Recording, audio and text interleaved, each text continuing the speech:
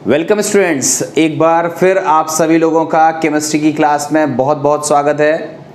Students, हम सभी लोग जिस टॉपिक को आज स्टार्ट करने वाले हैं उसका नाम है फटाफट रिवीजन हेलो एल्केन और हेलो एरीन का। हम फास्ट रिवीजन करेंगे इसमें पूरे चैप्टर का और रैंडमली क्वेश्चंस लेंगे और ये रैंडमली क्वेश्चंस जो हैं वो यूपी बोर्ड के मोस्ट इम्पॉर्टेंट क्वेश्चंस हैं जो किसी न किसी ईयर में पूछे गए हैं। उन क्वेश्चंस को मैं बोर्ड पर लिख रहा हूँ, एक साइड लिख दिया हूँ मैं क्वेश्चंस को और उनके सॉल्यूशंस को मैं यहाँ साइड से एक्सप्लेन करूँगा।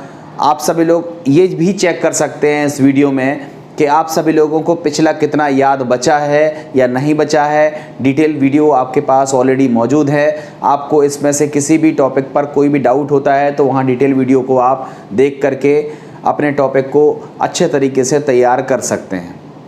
यहाँ जानने वाली खास बात यह है कि यहाँ पर जो क्वेश्चन मैंने लिखा है इस क्वेश्चन का मैं केवल उतना ही आंसर आपको यहाँ पर बताने वाला हूँ जितना आपसे पूछा गया है। मतलब मैं एक्सटेंड नहीं करूँगा, मैं केवल चाहता हूँ कि आपको उतना ही आंसर बताया जाए जितने की आवश्यकता है, क्योंकि बहुत सारे बच्चे इंपॉर्टेंट पढ़ना चाहते थे।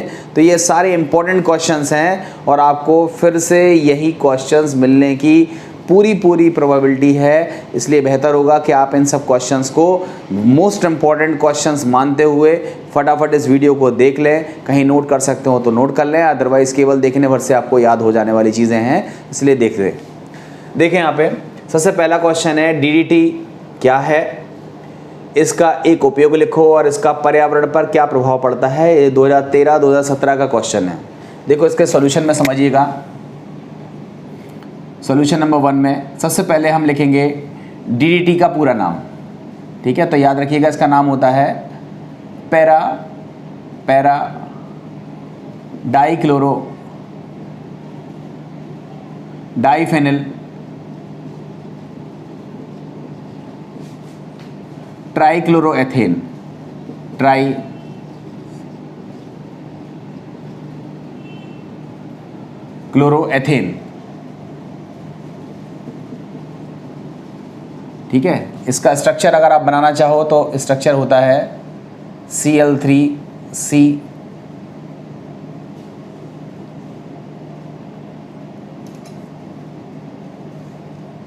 ये इसका स्ट्रक्चर रहता है।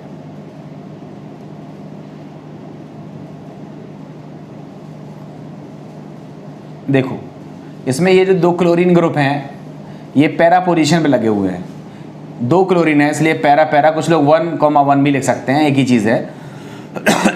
तो पैरा डाइक्लोरो 2 क्लोरो है। डाइफेनिल देखो 2 फेनिल ग्रुप हैं, तो डाइफेनिल 3 क्लोरीन है, ये होता है, सॉरी गलत लिख दिया मैं, Cl3C और आगे ये रहता है 2 कार्बन है, तो ये ट्राइक्लोरो है, यहाँ H है, ठीक है। CCl3CH और रिंग पे लगा हुआ है। तो ये देखो डाइक्लोरो डाइफेनिल ट्राइक्लोरो 2 कार्बन है, तो इसको बोलेंगे एथेन। तो सबसे पहले आपको यही लिखना है कि डीडीटी क्या है। तो आप लिखोगे DDT para dichloro diphenyl trichloro ethane है, संरचना बना दोगे। आगे लिखा है इसका उपयोग लिखो, तो इसका उपयोग लिखोगे, इसका उपयोग होता है कीटनाशक के रूप में। दूसरा, इसका पर्यावरण पर क्या प्रभाव है, तो ये लिखोगे कि ये बायोडिग्रेडेबल नहीं होता है। क्या मतलब, इसका जो है वो जैव अपघटन नहीं होता है, जैव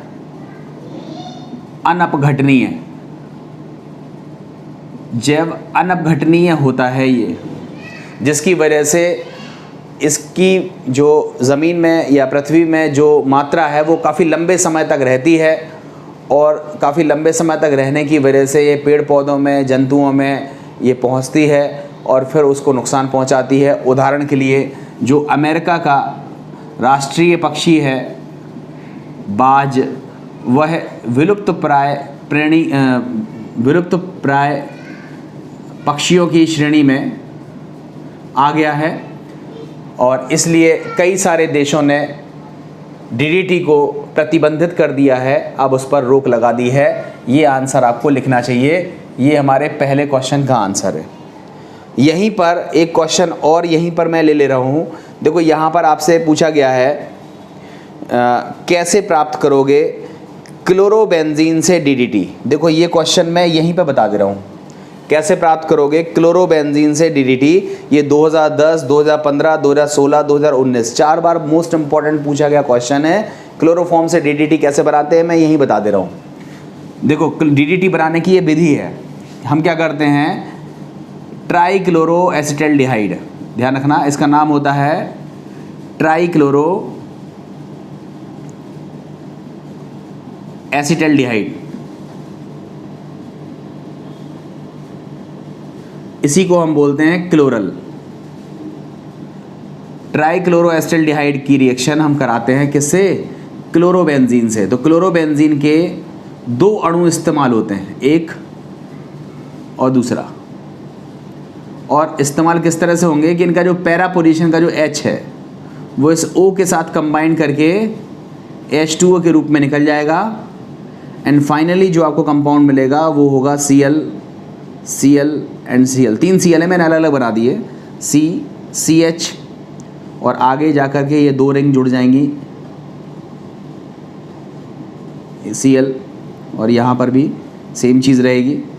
तो आप बताओ ये जो कंपाउंड बना है इसका नाम क्या है, para para dichloro diphenyl trichloro ethane, जिसको हम शॉर्ट में कहते हैं DDT। तो देखो ये क्लोरोबेंजीन था, क्लोरोबेंजीन की रिएक्शन अगर हम क्लोरल से करा दें तो हमको क्या मिल जाता है, DDT।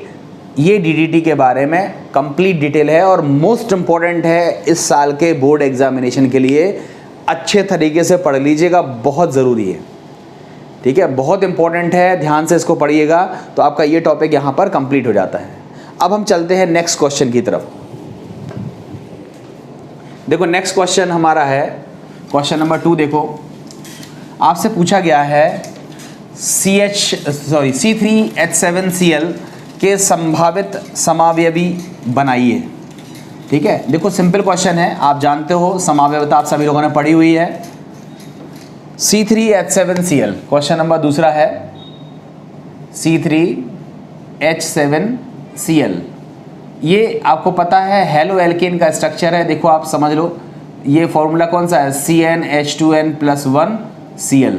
तो ये एल्किल ग्रुप है और ये क्लोरो ग्रुप है, तो ये हेलो एल्केन का स्ट्रक्चर है। अब आप इसके समावयवी बनाना चाहते हो तो देखो इसका पहला समावयवी बनेगा कि 3 कार्बन की सीधी चेन ले लो। अगर हम सीधी चेन ले लें तो उसका नाम हो जाएगा 1 2 3, इसको क्या बोलेंगे, 1 क्लोरो प्रोपेन। और दूसरी पॉसिबिलिटी हो सकती है कि यहाँ पर जो क्लोरो ग्रुप है वो 1 नंबर पर जगह ना आकर 2 नंबर पर आ जाए, इसको बोलते हैं 1 2 3, इसका नाम हो जाएगा 2 क्लोरो प्रोपेन। ठीक है, ये 2 टोटल पॉसिबिलिटीज़ हो सकती हैं। आप और तीसरी पॉसिबिलिटीज़ बना करके देख लीजिएगा, नहीं बनेंगी तो इस तरह से आप देखोगे कि C3H7Cl के कितने समावयवी संभव होंगे, 2 समावयवी संभव होंगे, केवल और केवल 2, और दोनों की संरचनाएं आपको बना देनी है। जितना क्वेश्चन था उतना आपने लिख लिया। ठीक है, नेक्स्ट क्वेश्चन देखो, ये दूसरा क्वेश्चन हमारा हो गया है। नेक्स्ट क्वेश्चन है वुड्स अभिक्रिया क्या है, इसमें शुष्क ईथर की क्या उपयोगिता है। देखो वुड्स अभिक्रिया क्या है आपको याद होगा, बट लिखना कितना है आप ध्यान से समझिएगा। आप लिखोगे कि जब हेलो एल्केन को सोडियम धातु के साथ शुष्क ईथर विलायक की उपस्थिति में या ईथर विलायक की उपस्थिति में गर्म किया जाता है तो हमें एल्केनों की प्राप्ति होती है, और प्राप्त एल्केनों में कार्बन की संख्या 2 गुनी होती है, या कहें तो दुगनी हो जाती है, और इस प्रक्रिया को हम बोलते हैं वुड्स अभिक्रिया। इसको बोलते हैं वुड्स अभिक्रिया। ठीक है, तो आपने परिभाषा लिख दी, ये इसका उदाहरण है। मैंने जो भाषा बोली है पहले आप वो भाषा लिखोगे, उसके बाद ये समीकरण लिखोगे। ये जनरल इक्वेशन है, आप जनरल इक्वेशन नहीं लिखना चाहते हो तो आप कोई एक उदाहरण बना करके ले सकते हो, जैसे CH3Br, इसकी रिएक्शन हमने सोडियम से कराई शुष्क ईथर की उपस्थिति में, तो हमको मिला 2 कार्बन का ethane plus 2 moles of NaBr, ये है एथेन। ठीक है, ये आपकी भाषा हो गई और समीकरण हो गया, जनरल भी और एक कॉमन इक्वेशन भी। अब आगे पूछा गया है कि इसमें शुष्क ईथर की आवश्यकता क्यों पड़ती है। बहुत सीधा सा आंसर लिखोगे कि नमी की उपस्थिति में, देखो अगर शुष्क नहीं होता तो मतलब नमी युक्त होता, तो नमी की उपस्थिति, नमी मतलब जलवाष्प, ठीक है, नमी की उपस्थिति में हेलो एल्केन लिखा हुआ है, नमी की उपस्थिति में हेलो एल्केन एल्कोहलों में परिवर्तित हो जाते हैं, एल्कोहलों में परिवर्तित हो जाते हैं।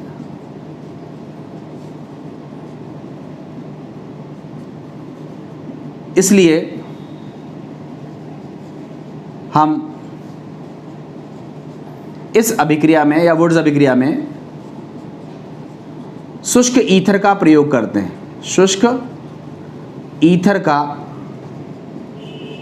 प्रयोग करते हैं। क्लियर है? तो इस तरह से आपका ये आंसर कंप्लीट हो जाएगा। वुड्स अभिक्रिया क्या है, इसमें शुष्क ईथर की क्या उपयोगिता है, आपको मैंने बता दिया। बाकी डिटेल वुड्स अभिक्रिया वगैरह मैं पढ़ा चुका हूँ, वहाँ पर आप देख लीजिएगा। मैंने आपको फिर बताया कि इस वीडियो में मैं जो क्वेश्चन ले रहा हूँ उसका केवल उतना ही आंसर डिस्कस कर रहा हूँ जितना परीक्षा में लिखा जाता है। ठीक है, अब हम आते हैं नेक्स्ट क्वेश्चन की तरफ। देखो नेक्स्ट क्वेश्चन बहुत अच्छा क्वेश्चन है, ये पूछा जाने वाला क्वेश्चन है और कई सालों में ये आया भी है और कई कॉम्पिटिटिव एग्जामिनेशन में भी ये क्वेश्चन पूछा गया है। देखो क्वेश्चन है कि निम्न को नाभिक स्नेही प्रतिस्थापन अभिक्रिया, नाभिक स्नेही प्रतिस्थापन अभिक्रिया पता है कौन सी होती है?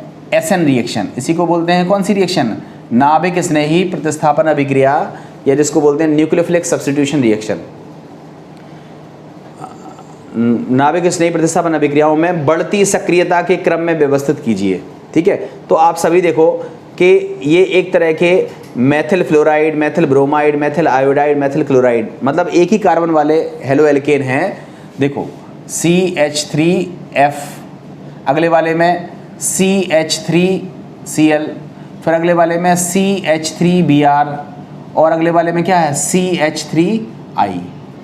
ठीक है, तो ये सभी क्या है? 1 डिग्री हेलो एल्केन है। अब देखो 1 डिग्री हेलो एल्केन कौन सी रिएक्शन देते हैं? ये सभी के सभी क्या है? देखो आपकी जानकारी लिए लिख रहा हूँ कि ये सभी क्या है? 1 डिग्री हेलो एल्केन्स हैं। ठीक है, दूसरा ये सभी कौन सी रिएक्शन देने वाले हैं? SN2 रिएक्शन देने वाले।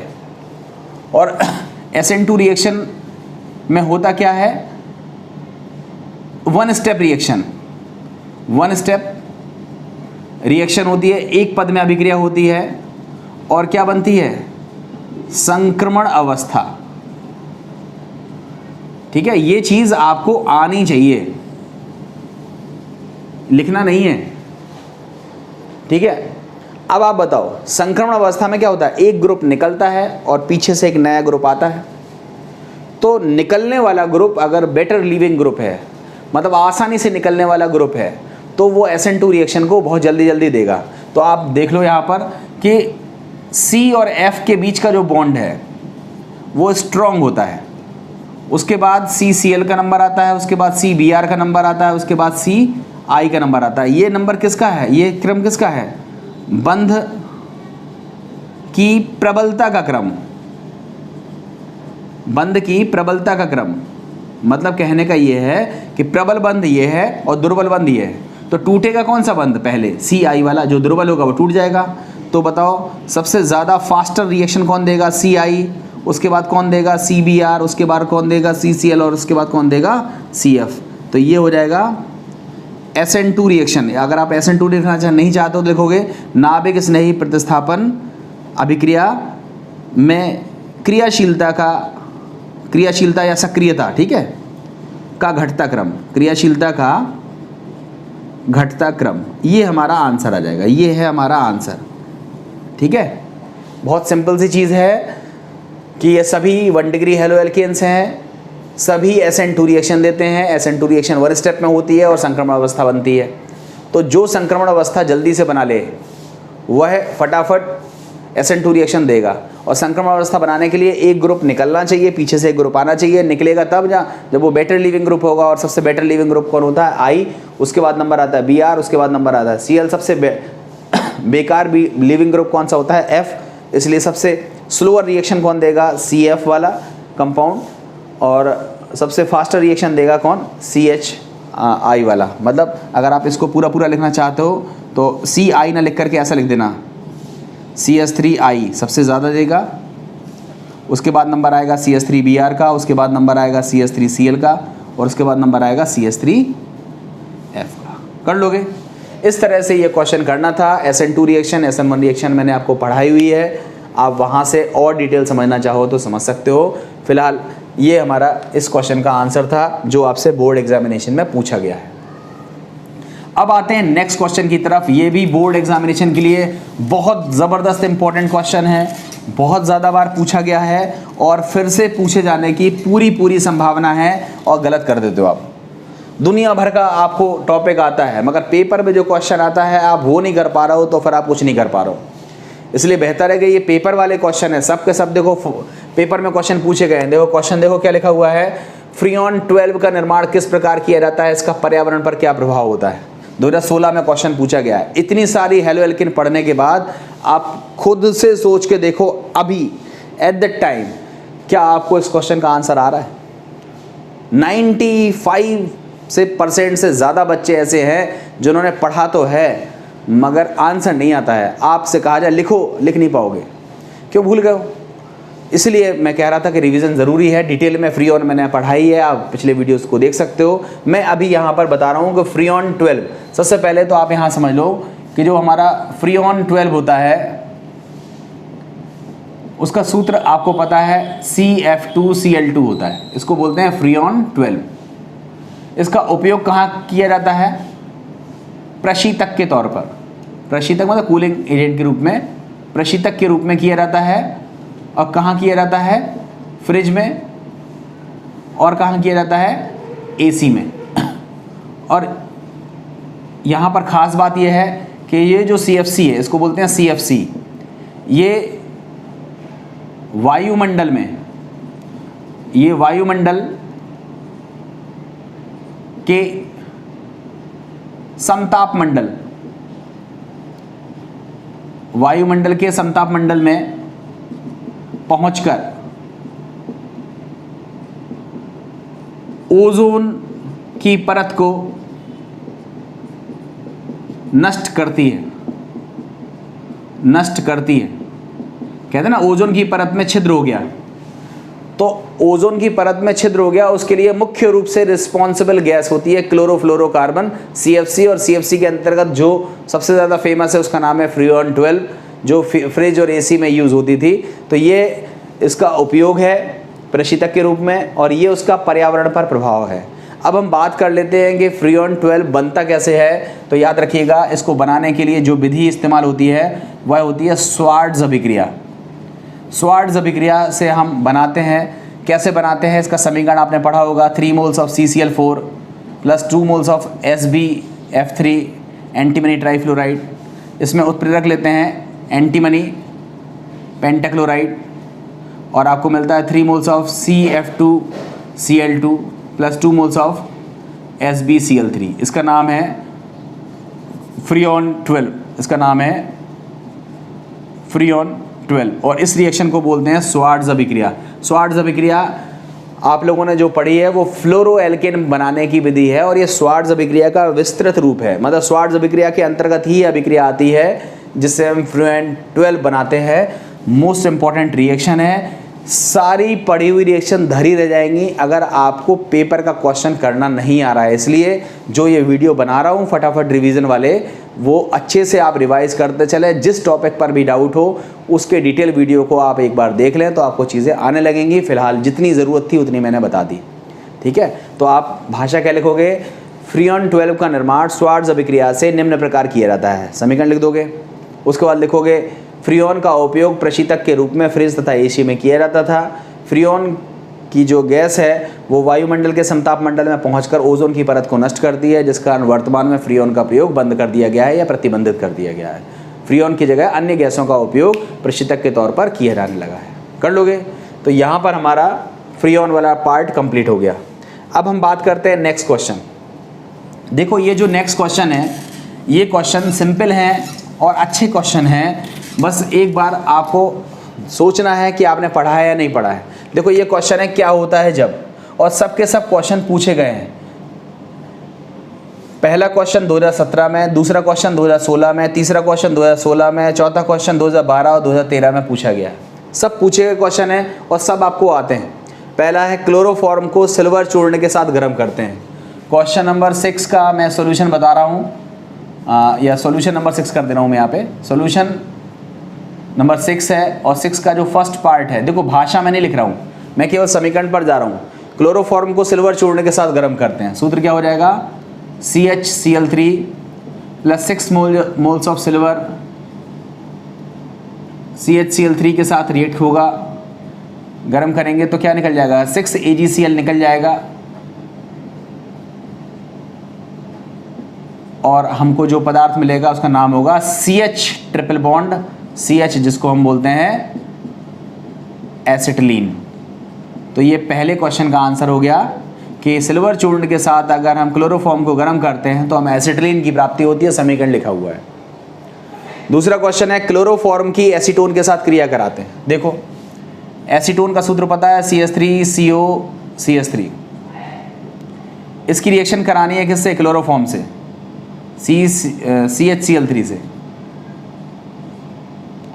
तो हमको मिलता है CH3COH CCl3 एंड CH3, इसको बोलते हैं क्लोरीटोन।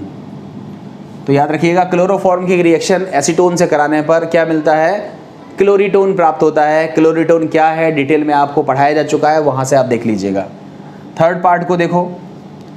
थर्ड पार्ट में है क्लोरोबेंजीन को क्यूप्रस ऑक्साइड तथा अमोनिया के साथ गर्म करते हैं। याद हो रिएक्शन तो बहुत अच्छी बात है, वरना उम्मीद तो बहुत कम है आप लोगों से, क्योंकि सब लोगों को ओवर कॉन्फिडेंस ज़्यादा है, आता जाता कुछ नहीं है। क्लोरोबेंजीन है, इसकी रिएक्शन हम क्यूप्रस ऑक्साइड से और अमोनिया के साथ कराएंगे। अमोनिया को मैंने इस तरह लिखा हुआ है, ठीक है। तो हमको मिलेगा एनिलीन, C6H5NH2, इसको बोलते हैं एनिलीन। क्या मिलता है, एनिलीन। और साथ में क्या मिलता है, क्यूप्रस क्लोराइड, और साथ में क्या मिलता है, H2।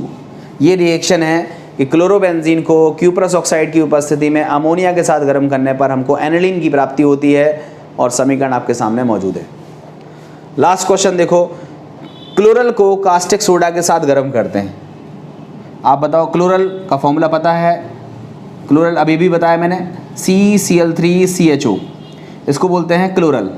इसको हमने कास्टिक सोडा के साथ गर्म किया, NaOH के साथ गर्म किया, तो हमको मिलता है क्लोरोफॉर्म, CHCl3 मिलता है, प्लस मिलता है HCOONA, जिसको बोलते हैं सोडियम फॉर्मेट। तो सोडियम फॉर्मेट की प्राप्ति होती है और साथ में मिलता है क्लोरोफॉर्म। ये क्लोरोफॉर्म बनाने की विधि है। इस तरह से ये 4 क्वेश्चन आपको करने थे। चारों मोस्ट इंपॉर्टेंट बोर्ड के पूछे गए क्वेश्चन हैं। आपने फटाफट रिवीजन क्लास में इन क्वेश्चनों को लिख लिया होगा, देख लिया होगा। अगर आपको लग रहा है कि कहीं भूल रहे हो तो 2-3 बार लिखकर प्रैक्टिस कर लीजिएगा। इंपॉर्टेंट क्वेश्चन है और आने की 100% प्रोबेबिलिटी है। अगर आप अच्छे से नहीं पढ़ोगे तो आप भूल भाल जाओगे और पेपर में गलत करके आओगे, इसलिए बेहतर होगा कि इसको आप अच्छे से प्रैक्टिस कर लें। आइए देखते हैं नेक्स्ट क्वेश्चन। नेक्स्ट क्वेश्चन हमारा है क्वेश्चन नंबर 7 है। देखो बहुत अच्छा और छोटा सा क्वेश्चन है, गलती बहुत कर देते हो या पेपर टाइम पर आपको याद नहीं आता है। आपसे पूछा गया है कि कार्बन टेट्राक्लोराइड के 2 उपयोग लिखिए। 2017-2018 में पूछा गया है। 1 नंबर का क्वेश्चन है, कार्बन टेट्राक्लोराइड के देखो 2 उपयोग है, CCl4 के उपयोग। ध्यान रखना है 2 उपयोग होते हैं, उपयोग कई सारे होंगे बट यहाँ पे 2 उपयोग लिख रहे हैं। पहला उपयोग है विलायक के रूप में, विलायक के रूप में, ठीक है। और दूसरा इसका उपयोग होता है अग्निशामक, आग बुझाने के लिए, अग्निशामक के रूप में।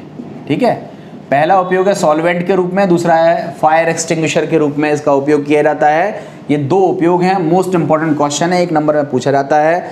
लिखते हो तो नंबर मिलेगा, नहीं लिखते हो तो कोई बात नहीं, नंबर आपके कम हो जाएंगे।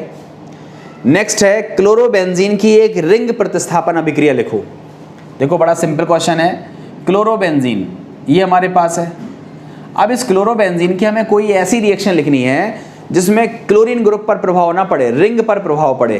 तो आप बताओ क्लोरोबेंजीन की रिएक्शन हम किससे कर रहे हैं? सांद्र नाइट्रिक अम्ल से, सांद्र नाइट्रिक अम्ल से कर रहे हैं, सांद्र या सधूम सल्फ्यूरिक अम्ल की उपस्थिति में। तो आप बताओ आपको क्या मिलता है? ऑर्थो नाइट्रो क्लोरोबेंजीन और पैरा नाइट्रो क्लोरोबेंजीन। याद आया इस रिएक्शन? इसको क्या बोलते हैं?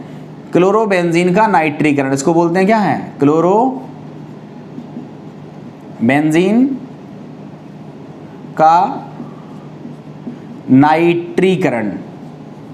ठीक है, तो अगर हम क्लोरोबेंजीन का नाइट्रीकरण कराएं तो ऑर्थो और पैरा ग्रुप पर NO2 ग्रुप आ जाता है और इस रिएक्शन में हम देखते हैं कि रिंग पार्टिसिपेट कर रही है। इसलिए ये रिएक्शन नाइट्रीकरण जो है, क्लोरोबेंजीन का जो नाइट्रीकरण अभिक्रिया है वह एक ऐसी अभिक्रिया है जिससे सिद्ध होता है कि बेंजीन रिंग प्रतिस्थापन अभिक्रिया में पार्टिसिपेट कर रही है। इस तरह का समीकरण और भाषा लिखोगे तो आपका आंसर कंप्लीट हो जाएगा।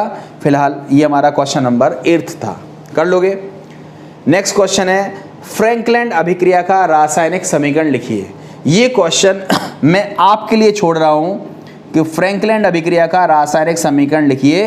ये आपको आती है, आपने पढ़ी हुई है, मैं यहाँ पर कवर नहीं कर रहा हूँ। मैं सारी नेम रिएक्शन एक साथ लिखने वाला हूँ और फिर उसको फटाफट समराइज करके रिवाइज करके आपको बताऊँगा, तो वहाँ पर ये चीज़ कवर कर दूँगा।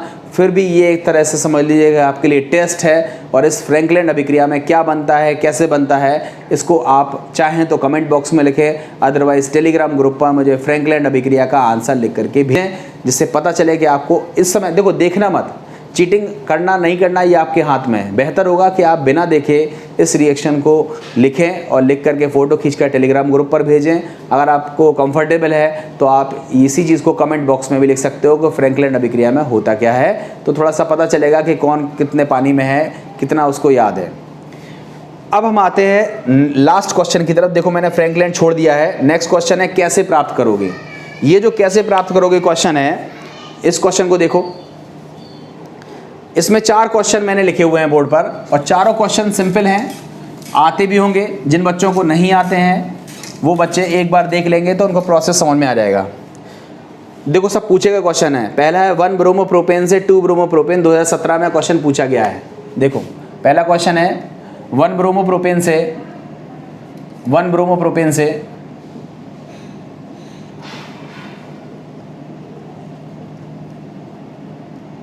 2 ब्रोमोप्रोपेन